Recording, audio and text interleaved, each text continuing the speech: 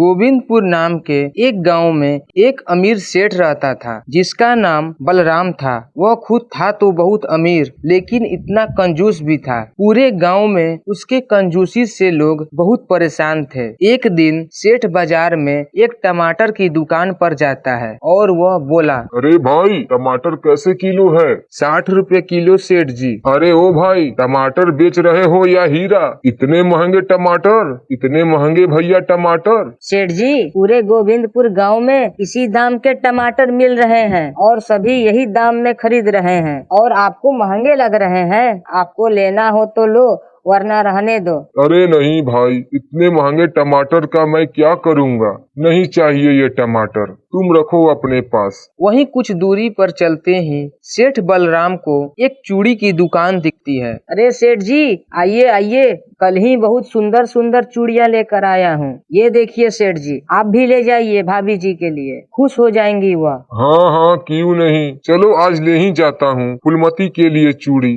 कब से वो बोल रही है मुझसे नई चूड़ी के लिए। ये बताओ भैया कितने के दोगे? अरे ज्यादा महंगे नहीं मिलेंगे सेठ जी, बस 80 रुपए के हैं। क्या कहा? 80 रुपए? अरे भाई इतनी महंगी एक मामूली सी चूड़ी? नहीं नहीं नहीं, रहने दो। फुलमती भला इतनी महंगी चूड़ियों की क्या करेगी? और सेठ वहां से आगे चला जाता है। अरे पता नहीं कब ये कंजूस सेठ को सद्बुद्धि आएगी, जब देखो तब कंजूसी है।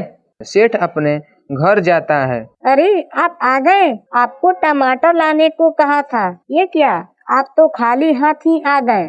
अब मैं सब्जी में क्या डालूंगी? अरे बाप रे, बहुत महंगे थे टमाटर, इसलिए मैं नहीं लिया। तुम कुछ और सब्जी बना दो। हे भगवान, ये कैसा आदमी से पाला पड़ गया है। हर समय इनका कंजूसी से मैं तंग आ गई हूँ। मुझे नहीं पता, हमें कई दिनों से टमाटर आलू खाने का मन है। मुझे कल टमाटर चाहिए बस, नहीं तो मैं कल सुबह नाश्ता नहीं बनाऊंगी। अगली सुबह एक किसान सेठ के पास आता है। सेठ जी, आपने कई दिनों से मेरी मजदूरी नहीं दी है। अरे अगले ही महीने ही तो दी थी तेरी मजदूरी के पैसे। सेठ जी, वह अगले महीने की बात नहीं है, कई महीने बीत चुके हैं उस पैसों के तो। अरे क्यों करते हैं आप ऐसा? दे दीजिए न इस गरीब को पैसे, आखिर इसे भी तो अपने बीवी बच्चे पालने होते हैं। आप क्यों बहस करते हैं? अरे हाँ हाँ ठीक है, तुम चुप रहो, मैं कहीं भागा थोड़े जा रहा हूँ। दे दूंगा इसका पैसा। हाँ, कल आके पैसे ले जाना। सेठ की ऐसी बातें को सुनकर किसान बहुत उदास मन से बोला, ठीक है सेठ जी, जैसी आपकी मर्जी, बोलकर वहां से चला जाता है। क्योंकि उसे पता था कि सेठ कंजूस था। घर आने पर अभय की पत्नी रुक्मणी अभय से कहा, अरे आप आ गए, आप राशन नहीं लाए? क्या हुआ? आज तो आप राशन लाने वाले थे, क्या सेठ ने रुपए नहीं दिए? हाँ, तुम बिल्कुल ठीक कह रही हो, सेठ ने रुपए नहीं दिए, इसलिए राशन नहीं आ पाया। तुम्हें तो पता ही है हमारा सेठ कितना ज्यादा कंजूस है। तो आप वह सेठ की काम छोड़ क्यों नहीं देते? यदि राशन नहीं आएगा तो हम लोग क्या खाएंगे? आपको पता ही है हम लोग भूखे रह सकते हैं, पर हमारे बच्चे भूखे नहीं रह सकते हैं। हाँ मुझे पता है, पर तुम चिंता मत करो, मैं फिर से सेठ से कल बात करूँगा और आज तुम जैसे तैसे इंतजाम कर लो। कल सुबह ही मैं फिर से रुपए मांगने जाऊंगा। ठीक है, मैं अभी इंतजाम कर लेती हूँ। और वह यह कहकर रुक्मणी वहां से चली गई, क्योंकि रुक्मणी को भी पता था कि बलराम सेठ बड़ा ही कंजूस था। बलराम सेठ दूसरे लोगों से खेती करवाया करता था और उन लोगों को समय से पैसा भी नहीं देता था, जिससे बहुत सारे लोग दुखी रहते थे। पर सेठ बलराम को इससे कोई फर्क नहीं पड़ता था और वह हमेशा अपनी मतलब से खुश रहता था। तभी वहाँ पर सेव बिकने आई और सेठ ने ठेले वाले से कहा, ओ भाई सेव वाले, कैसे दे रहा है? सेठ जी, सेव 80 रुपए किलो है, बताइए कितने दे दूं? अरे सेव तो बड़े महंगे हैं, 40 रुपए किलो दे दो, नहीं तो वरना यहाँ से जाओ। हाँ हाँ हाँ, अरे सेठ जी कैसी बातें कर रहे हो, इतने बड़े सेठ होकर ऐसी छोटी बातें आपको शोभा नहीं देती है। अच्छा आप 60 रुपए दे दीजिए। नहीं नहीं नहीं, मैं तो 40 रुपया ही दूंगा, यदि देना है तो बोलो। अरे सेठ जी 60 रुपए दे देना, इतनी कंजूसी अच्छी बात नहीं होती है।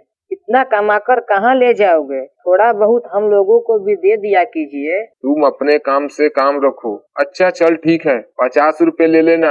यह सुनकर सेव वाले ने सेठ को आधे सही और आधे गले सेव सेठ को दे दिया और वह जल्दी से वहां से चला गया। उसके जाने के बाद जैसे ही सेठ ने सेव खाए तो वह आधे कच्चे थे। यह देखकर सेठ ने अपने आप से कहा, अरे यह तो कच्चे हैं, उस सेव वाले ने मुझे ठग दिया। मैं ऐसा करता हूँ, इन्हें कल तक के लिए फ्रिज में रख देता हूँ, शायद यह रात भर में पक जाएंगे। और यह सोचकर सेठ ने उन सेव को फ्रिज में रख दिया। धीरे धीरे समय गुजरा। अभय भी काफी ज्यादा परेशान था क्योंकि अभी तक सेठ ने अभय की पैसा नहीं दी थी। एक दिन अभय गांव के सारे किसानों को लेकर सेठ के पास पहुंच गया और उसने सेठ से कहा, सेठ जी हमारे पैसों के तो बहुत दिन हो गए हैं, आप मेरे पैसे दे दीजिए वरना हम लोग आपका काम छोड़ देंगे। हाँ हाँ, अभय एकदम ठीक बोल रहा है, यदि आप हमारे रुपए नहीं देंगे तो हम लोग काम छोड़ देंगे।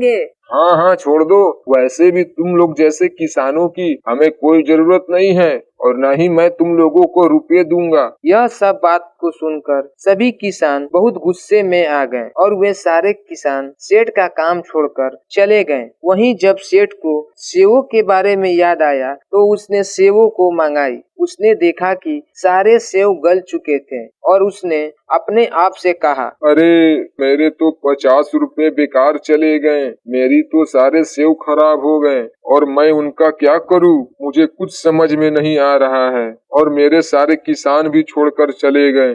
धीरे धीरे समय गुजरा। किसानों के न होने से सेठ की सारी खेती खराब होने लगी थी। यह सब देखकर सेठ काफी ज्यादा परेशान था और वह दुखी हुआ। एक दिन सेठ की पत्नी खुशबू अपने पति से कहा, ए जी मैं देख रही हूँ आप आजकल बहुत ज्यादा परेशान रह रहे हैं, आखिर क्या ऐसी बात है? अब मैं तुम्हें क्या बताऊं, तुम्हें तो पता ही है मेरे सारे किसान काम छोड़कर चले गए हैं। इस वजह से हमारी खेती बेकार हो रही है और मुझे बहुत ज्यादा नुकसान हो रहा है। मुझे पता है, पर ये सब आपकी वजह से ही हुआ है। यदि आप उन सभी किसानों का हिसाब कर देते तो ऐसा नहीं होता। आपने अपनी कंजूसी की वजह से उनका हिसाब नहीं किया और इसलिए आपको इतना नुकसान हो रहा है। और आपने उस दिन 80 का सेव 50 में लिए थे और वो भी सारे खराब हो गए थे। आप इतनी कंजूसी न करे तो आपको नुकसान भी झेलना नहीं पड़ता। पर सेठ ने अपनी पत्नी की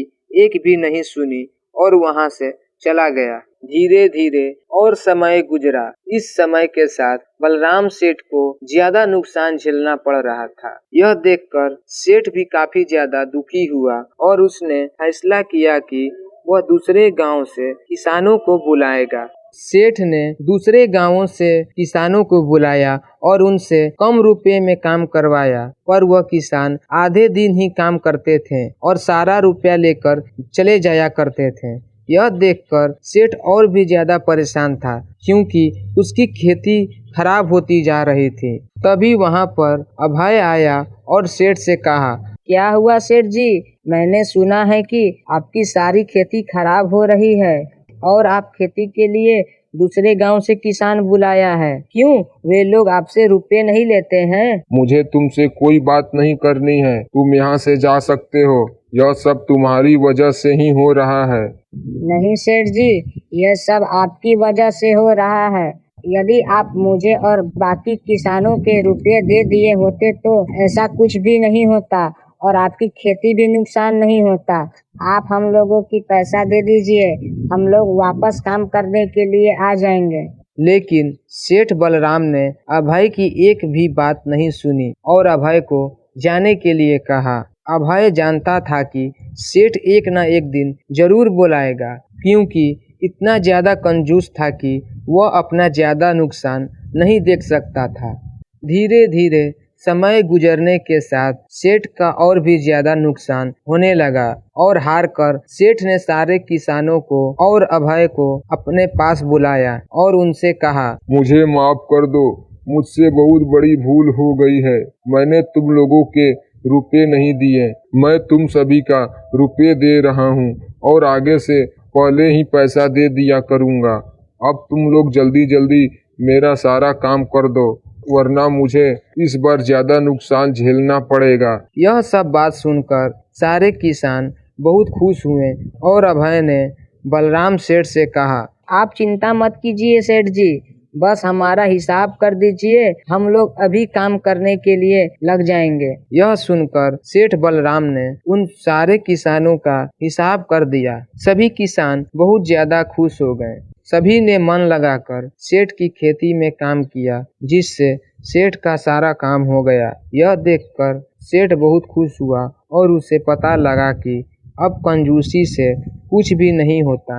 यदि कंजूसी करना रहता तो उसका और भी नुकसान होता। सेठ ने कहा, मुझे माफ कर दो अभय, मैंने तुम्हारी बात मान ली होती तो आज मुझे इतना नुकसान नहीं झेलना पड़ता। मेरी कंजूसी की वजह से ही यह सब हुआ। अब मैं आगे से कभी कंजूसी नहीं करूँगा और तुम लोगों का पहले पैसा दे दिया करूँगा।